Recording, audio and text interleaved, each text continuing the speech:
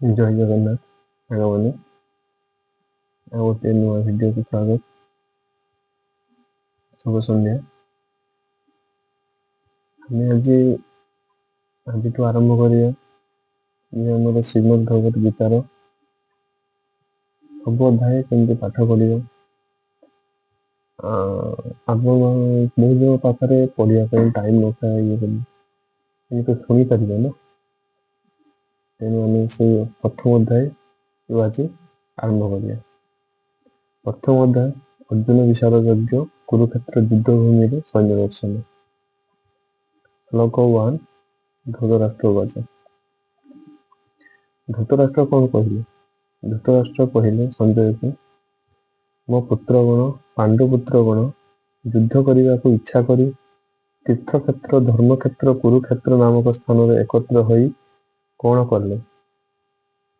ତାଙ୍କର କହିବା କଥା ହେଉଛି ଯେ ମୋ ପୁତ୍ରଗଣମାନେ ପାଣ୍ଡୁପୁତ୍ରଗଣମାନେ ସେମାନେ ଯୁଦ୍ଧକ୍ଷେତ୍ରରେ ତୀର୍ଥକ୍ଷେତ୍ର ଧର୍ମକ୍ଷେତ୍ର କୁରୁକ୍ଷେତ୍ର ନାମକ ସ୍ଥାନରେ ଏକତ୍ର ହୋଇ କ'ଣ କରୁଛନ୍ତି। ଖାଲି ଯେ ଯୁଦ୍ଧକ୍ଷେତ୍ରରେ ସେ କଥା କୁହାଯାଉନି, ତୀର୍ଥକ୍ଷେତ୍ର ଧର୍ମକ୍ଷେତ୍ର ଓ କୁରୁକ୍ଷେତ୍ର କଥା କୁହାଯାଉଛି। ତେଣୁ ଆମେ ତାକୁ ପୂର୍ଣ୍ଣ ବାକ୍ୟରେ ଭାବାର୍ଥ ବୁଝାଇବା ବା ଶୁଣିବା। ଭଗବଦ୍ ଗୀତା ଭଗବଦ୍ ବିଜ୍ଞାନ ଅଟେ। ପୃଥିବୀର ଚାରିଆଡ଼େ ସମସ୍ତେ ଏହା ପାଠ କରନ୍ତି। ଗୀତା ମହାତ୍ମାରେ ଗୀତା ପାଠ ମହିମା କଥା କୁହାଯାଇଅଛି। ସେଥିରେ କୁହାଯାଇଛି ଯେ ବ୍ୟକ୍ତି ଭଗବାନ ଶ୍ରୀକୃଷ୍ଣଙ୍କର ଏକ ଭକ୍ତଙ୍କର ସହାୟତାରେ ବଡ଼ ଯତ୍ନର ସହିତ ଭଗବଦ୍ ଗୀତା ପାଠ କରିବା ଉଚିତ ଏବଂ ସେଥିରେ କୌଣସି ବ୍ୟକ୍ତିଗତ ବ୍ୟାଖ୍ୟା ବା ମତାମତ ନ ଯୋଡ଼ି ତାହାକୁ ବୁଝିବାକୁ ଚେଷ୍ଟା କରିବା ଉଚିତ। ମାନେ କୌଣସି କଥାରେ ଲୋକମାନେ କ'ଣ ଗୋଟେ କ୍ୱେଶ୍ଚନ୍ କଲେ ତାର ନେଗେଟିଭ୍ ବି କୁହନ୍ତି, ପଜିଟିଭ୍ ବି କୁହନ୍ତି। କିନ୍ତୁ ଏଠି ଭଗବଦ୍ ଗୀତାରେ କୁହାଗଲା ଯେ ମାନେ କିଛି ବ୍ୟାଖ୍ୟା ନ କରି ତାକୁ ବୁଝିବା ପାଇଁ ଆମେ ଚେଷ୍ଟା କରିବା। କିପରି ଭଗବଦ୍ ଗୀତାକୁ ଭଲ ଭାବରେ ବୁଝିବାକୁ ହେବ ତାର ଉଦାହରଣ ଭଗବଦ୍ ଗୀତାରେ ହିଁ ଅଛି। ଅର୍ଜୁନ ପ୍ରତ୍ୟକ୍ଷ ଭାବରେ ଭଗବାନଙ୍କ ଠାରୁ ଗୀତା ବାଣୀ ଶ୍ରବଣ କରିଛନ୍ତି ଏବଂ ସେ ଯେପରି ଏହାକୁ ବୁଝିଲେ ସମସ୍ତେ ସେହିପରି ଭାବରେ ବୁଝିବା ଉଚିତ। ଯଦି କେହି ଭଗବାନ ଲୋକ କୌଣସି ବ୍ୟକ୍ତିଗତ ବ୍ୟାଖ୍ୟା ଗ୍ରହଣ ନ କରି ଅର୍ଜୁନଙ୍କ ଭଳି ଗୁରୁ ପରମ୍ପରାରେ ଆସୁଥିବା ଗୁରୁଙ୍କ ଠାରୁ ଭଗବଦ୍ ଗୀତା ବୁଝେ, ତାହେଲେ ସେ ସମସ୍ତ ବୈଦିକ ଜ୍ଞାନ ଏବଂ ପୃଥିବୀର ସମସ୍ତ ଶାସ୍ତ୍ର ଜ୍ଞାନକୁ ଟପିଯିବ। ଯଦି କୌଣସି ବ୍ୟାଖ୍ୟାରେ ତ ବହୁତ ଅଛି ଏଠି ଭଗବଦ୍ ଗୀତାରେ, ତେଣୁ କିଛି ନେଗେଟିଭ୍ ଚିନ୍ତା ନ କରିକି ଜଣେ ବୁଝିବା ପାଇଁ ଚେଷ୍ଟା କରିବ, ତାହେଲେ ଭଗବଦ୍ ଗୀତାକୁ ପୁଣି ଫୁଲ୍ ଭାବରେ ସେ ବୁଝିପାରିବେ ବା ଶିଖିପାରିବେ। ଅନ୍ୟ ଗ୍ରନ୍ଥମାନଙ୍କରେ ଯାହା ସବୁ ଅଛି ସବୁ ଭଗବଦ୍ ଗୀତାରେ ଅଛି, କିନ୍ତୁ ପାଠକ ଆହୁରି ଏପରି ଅନେକ କଥା ଭଗବଦ୍ ଗୀତାରେ ପାଇବେ ଯାହା ଅନ୍ୟ କୌଣସି ଗ୍ରନ୍ଥରେ ମିଳିବ ନାହିଁ। ଭଗବଦ୍ ଗୀତାରେ ଆପଣଙ୍କର ଜୀବନ ଶୈଳୀ କେମିତି ବଦଳିବ, କ'ଣ ହେବ, କ'ଣ କରିବେ ଆପଣ, ସବୁ କିଛି ଏଥିରେ ଅଛି। ଆମେ ଗୋଟେ ପରେ ଗୋଟେ ଅଧ୍ୟାୟ ପଢ଼ିବା, ଆପଣମାନେ ଦେଖିବେ ଭିଡ଼ିଓ। ତେଣୁ କେମିତି ଲାଗିଲା ବି ତାର ମତାମତ ବି ଜଣାଇ ପାରିବେ, ଯାହା ଅନ୍ୟ କୌଣସି ଗ୍ରନ୍ଥରେ ମିଳିବ ନାହିଁ। ତାହା ହେଉଛି ସ୍ୱତନ୍ତ୍ର ମାନଦଣ୍ଡ। ଏହା ହେଉଛି ପୂର୍ଣ୍ଣ ଭଗବଦ୍ ବିଜ୍ଞାନ, କାରଣ ଏହା ପ୍ରତ୍ୟକ୍ଷ ଭାବରେ ପରମହଂସ ଭଗବାନ ଶ୍ରୀକୃଷ୍ଣଙ୍କ ଦ୍ୱାରା କୁହାଯାଇଅଛି। ଧୃତରାଷ୍ଟ୍ର ଏବଂ ସଞ୍ଜୟଙ୍କ ମଧ୍ୟରେ ମହାଭାରତର ବର୍ଣ୍ଣିତ ହୋଇଥିବା ଏ ଯେଉଁ ବିଷୟ ଆଲୋଚନା କରାଗଲା, ତାହା ଏହି ମହାନ୍ ଦର୍ଶନ ଶାସ୍ତ୍ର ମୌଳିକ ନୀତି ରୂପେ ପ୍ରତିଷ୍ଠିତ ହୋଇଛି। ଜଣାଯାଇଛି ଯେ ଏହି ଦର୍ଶନ କୁରୁକ୍ଷେତ୍ର ଯୁଦ୍ଧଭୂମିରେ ହିଁ ପ୍ରକାଶ କରାଯାଇଅଛି। କୁରୁକ୍ଷେତ୍ର କେଉଁ ଅବସ୍ମରଣୀୟ ବୈଦିକ ଯୁଗର ଏକ ପବିତ୍ର ତୀର୍ଥସ୍ଥାନ ରୂପେ ଖ୍ୟାତି ଲାଭ କରିଆସୁଅଛି।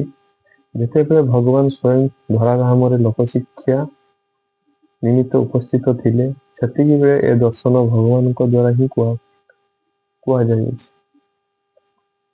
ଏଠାରେ ବ୍ୟବହୃତ ଧର୍ମକ୍ଷେତ୍ର, ଯେଉଁଠାରେ ବ୍ରତବିଧି ଓ ଧର୍ମନୀତି ଅନୁଷ୍ଠିତ ହୁଏ, ଶବ୍ଦ ବଡ଼ ଅର୍ଥପୂର୍ଣ୍ଣ ଅଟେ। କାରଣ କୁରୁକ୍ଷେତ୍ରରେ ଯୁଦ୍ଧଭୂମିରେ ପରମ ପୁରୁଷ ଭଗବାନ ଅର୍ଜୁନଙ୍କ ପକ୍ଷରେ ଥିଲେ। କୌରବମାନଙ୍କର ପିତା ଧୃତରାଷ୍ଟ୍ର ଯୁଦ୍ଧରେ ତାଙ୍କର ପୁତ୍ରମାନଙ୍କର ବିଜୟ ସମ୍ବନ୍ଧରେ ବଡ଼ ସନ୍ଦିହାନ ଥିଲେ।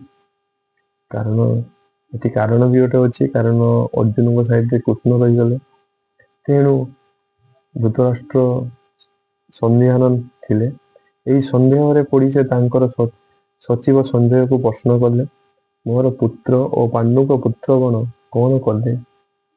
ସେ କଥା ଭଲ ଭାବରେ ଜାଣିଥିଲେ ଯେ ତାଙ୍କର ପୁତ୍ର ଏବଂ ତାଙ୍କ ସାନ ଭାଇ ପାଣ୍ଡୁଙ୍କ ପୁତ୍ରଗଣ ଯୁଦ୍ଧ କରିବା ନିମିତ୍ତ ଦୃଢ଼ ନିଶ୍ଚିତ ହୋଇ କୁରୁକ୍ଷେତ୍ର ଯୁଦ୍ଧଭୂମିରେ ଏକତ୍ର ହୋଇଛନ୍ତି। ତଥାପି ତାଙ୍କର ପ୍ରଶ୍ନ ବଡ଼ ଗୁରୁତ୍ୱପୂର୍ଣ୍ଣ ଅଟେ।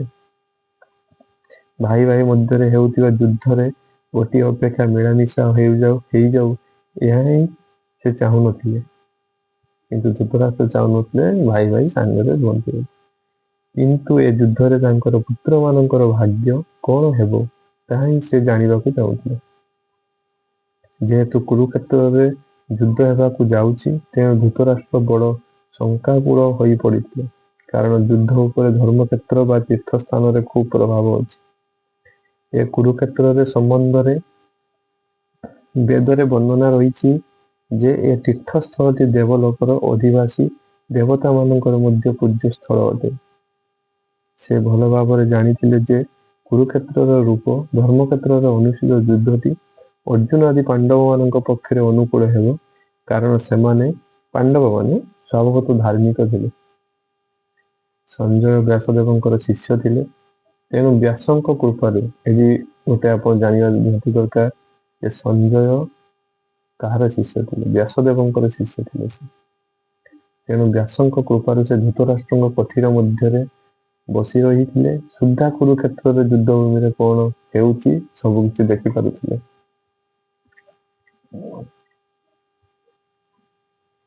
ପାଣ୍ଡବମାନେ ଏ ଧୃତରାଷ୍ଟ୍ରଙ୍କ ପୁତ୍ରଗଣ ଏକ ପରିବାରର ଅଟନ୍ତି। ସମସ୍ତେ ଜାଣିଥିଲେ କିଛି ନା କିଛି ଶ୍ରୀମଦ୍ ଭାଗବତ ଗୀତା ବିଷୟରେ। ପାଣ୍ଡବମାନେ ବି ଓ ଧୃତରାଷ୍ଟ୍ରଙ୍କ ପୁତ୍ରଗଣ ବି ଗୋଟେ ପରିବାର ହୋଇଥିଲେ। କିନ୍ତୁ ଧୃତରାଷ୍ଟ୍ରଙ୍କ ମନ ଏଠାରେ ଉନ୍ମୁକ୍ତ ହୋଇଯାଇଛି। ସେ ଜାଣି ଶୁଣି କେବଳ ତାଙ୍କର ପୁତ୍ରମାନଙ୍କୁ କୌରବ ବୋଲି କହୁଛନ୍ତି ଏବଂ ପାଣ୍ଡୁଙ୍କ ପୁତ୍ରମାନଙ୍କୁ ବଂଶରୁ ଅଲଗା କରିଦେଇଛନ୍ତି।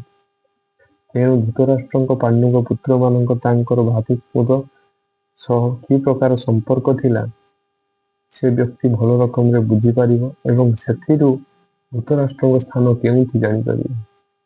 ଏ କଥା ବି ଆମେ ପଢ଼ିବୁ ଯେ ପାଣ୍ଡୁଙ୍କ ପୁତ୍ର ଏବଂ ଧୃତରାଷ୍ଟ୍ରଙ୍କ ପୁତ୍ର କଣ କେମିତି ଥିଲେ, ଧୃତରାଷ୍ଟ୍ର କେମିତି ଥିଲେ, ସେ ସବୁ ଆମେ ପଢ଼ିବୁ। ଜଣେ ବ୍ୟକ୍ତି ଭଲ ରକମ ବୁଝିପାରିବେ ଏବଂ ସେଥିରୁ ଧୃତରାଷ୍ଟ୍ରଙ୍କ ସ୍ଥାନ କେଉଁଠି ଜାଣିପାରିବେ। ସମସ୍ତେ ଭାବୁଥିବେ ସେ ଅନ୍ଧ, ତେଣୁ ସେ ଭଲ ଥିବେ ନିହାତି। କିନ୍ତୁ ସେ କଣ କରିଥିଲେ କଣ ନାହିଁ, କାହିଁକି ତାଙ୍କୁ କୋଉ ସ୍ଥାନ ଦିଆଯିବ, କୋଉ ଷ୍ଟେପରେ ଆମେ ତାକୁ ରଖିବୁ, ସେଟା ବି ଆମେ ଜାଣିବୁ, ପରେ ଆମେ ପଢ଼ିବୁ। ଏ ଘଟଣାରୁ ଧର୍ମର ପିତା ଭଗବାନ ଶ୍ରୀକୃଷ୍ଣ ଉପସ୍ଥିତ ଥିବା ଧର୍ମକ୍ଷେତ୍ର କୁରୁକ୍ଷେତ୍ରର ଦୁର୍ଯ୍ୟୋଧନ ଆଦି ଧୃତରାଷ୍ଟ୍ରଙ୍କର ପୁତ୍ରଗଣ ଏବଂ ସେଠାରେ ଉପସ୍ଥିତ ଅନ୍ୟ ସମସ୍ତ କୂଳ ବାଳୁଙ୍ଗା ଓ ସମସ୍ତଙ୍କୁ ଭଗବାନ ଶ୍ରୀକୃଷ୍ଣ ସମ୍ପୂର୍ଣ୍ଣ ରୂପେ ଉପାଡ଼ି ଫୋପାଡ଼ି ଦେବେ ଏବଂ ଧର୍ମରାଜ ଯୁଧିଷ୍ଠିରଙ୍କ ନେତୃତ୍ୱରେ ପରିଚାଳିତ ପୂର୍ଣ୍ଣ ଧାର୍ମିକ ବ୍ୟକ୍ତିମାନଙ୍କୁ ପ୍ରତିଷ୍ଠା କରିବେ। ଧର୍ମକ୍ଷେତ୍ର ଓ କୁରୁକ୍ଷେତ୍ର ଶବ୍ଦ ଦୁଇଟିର ଯାହା କିଛି ଐତିହାସିକ ଏବଂ ବୈଦିକ ଗୁରୁତ୍ୱ ଥାଉ ନା କାହିଁକି, ଏହା ହେଉଛି ପ୍ରକୃତ ତାତ୍ପର୍ଯ୍ୟ। ଏହା କହିବା କାରଣ ହେଉଛି ଧର୍ମକ୍ଷେତ୍ର ବି କୁରୁକ୍ଷେତ୍ର ବି। ଧର୍ମକ୍ଷେତ୍ର ହେଲା ଭଗବାନ ଶ୍ରୀକୃଷ୍ଣ ଅଛନ୍ତି, ସେ ସେଠି କହୁଛନ୍ତି ଧୃତରାଷ୍ଟ୍ର ଯେ ଯୋଉମାନେ ଅଳିଆ ଆବର୍ଜନା ଅଛନ୍ତି, ମାନେ ବାଳୁଙ୍ଗା ଦଳ ଯେଟା କୁହାଯାଉଛି, ତାଙ୍କୁ ଉପାଡ଼ି ଫିଙ୍ଗିଦେବେ। ତେଣୁ ସେଟା ଧର୍ମକ୍ଷେତ୍ର ହେଇଗଲା। ଆଉ କୁରୁକ୍ଷେତ୍ର ମାନେ ଯଦି ପାଣ୍ଡବ ଦୁଇ ଭାଇ ମଧ୍ୟରେ ଯୁଦ୍ଧ ହେଲା, କୁରୁକ୍ଷେତ୍ର ହେଲା। ତେଣୁ ଏଠି କୁରୁକ୍ଷେତ୍ର ଏବଂ ଦୁଇ ଜଣଙ୍କ ଭିତରେ କଣ ହବ ତାହା ଆମେ ଆଗାମୀ ଶ୍ଲୋକରେ ପଢ଼ିବୁ। ଏଟା ଥିଲା ଅଧ୍ୟାୟ 1, ପ୍ରଥମ ଅଧ୍ୟାୟ ଶ୍ଲୋକ 1। ତେଣୁ ଆପଣମାନଙ୍କୁ ଯଦି ଭିଡ଼ିଓ ଭଲ ଲାଗେ ତାହେଲେ ଲାଇକ୍ କରିବେ, ସେୟାର କରିବେ, ସବସ୍କ୍ରାଇବ୍ କରିବେ। କାରଣ ସବୁଦିନ ମୁଁ ଗୋଟିଏ ଅଧ୍ୟାୟ ପଢ଼ିବି, ସମସ୍ତେ ବୁଝିବା ପାଇଁ ଚେଷ୍ଟା କରିବେ। କାରଣ ଏଟା ଆମର ଓଡ଼ିଆ ଭାଷାରେ ମୁଁ ବର୍ଣ୍ଣିତ କରୁଅଛି। ତେଣୁ ସମସ୍ତଙ୍କୁ ତ ପଢ଼ିବା ଗୀତାର ସମୟ କାହାର ପାଖରେ ନାହିଁ କି ହଉନଥିବ ମଧ୍ୟ, ଭାବୁଛି ମୁଁ। ଯଦି ଆପଣ ଭିଡ଼ିଓ ମାଧ୍ୟମରେ ଦେଖିପାରୁଥିବେ ସେଥିରେ ବି ଆପଣ କିଛି ଜ୍ଞାନ ଆହରଣ କରିପାରିବେ। ଏତିକି ରହୁଛି। ଜୟ ଜଗନ୍ନାଥ। ହରେ କୃଷ୍ଣ।